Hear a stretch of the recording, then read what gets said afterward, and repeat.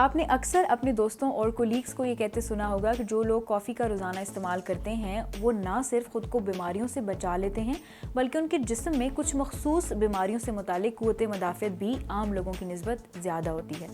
آج کی اس ویڈیو میں ہم اس بارے میں جاننے کی کوشش کریں گے کہ اس بات میں آخر کتنی سچائی ہے۔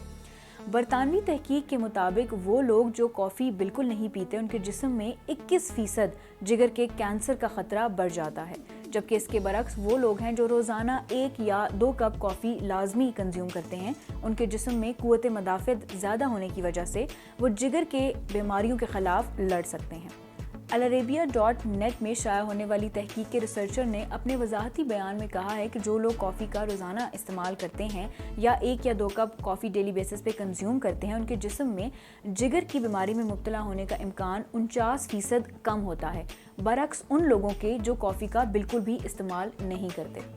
کافی ایک ایسا مشروب ہے جو آپ کے ارد گرد وسیع پیمانے پر بآسانی موجود ہے۔ آپ کے دفتر، کالجز، گھر یا پھر کافی شاپس، کسی بھی جگہ سے آپ اپنی من پسند کافی نہ صرف خود بنا سکتے ہیں بلکہ آرڈر بھی کر سکتے ہیں۔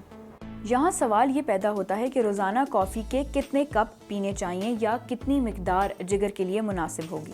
روزانہ کافی کے چند کپ پینے سے جگر کی دائمی بیماری کا خطرہ کم ہوتا ہے اور جگر میں چکنائی پیدا ہوتی ہے،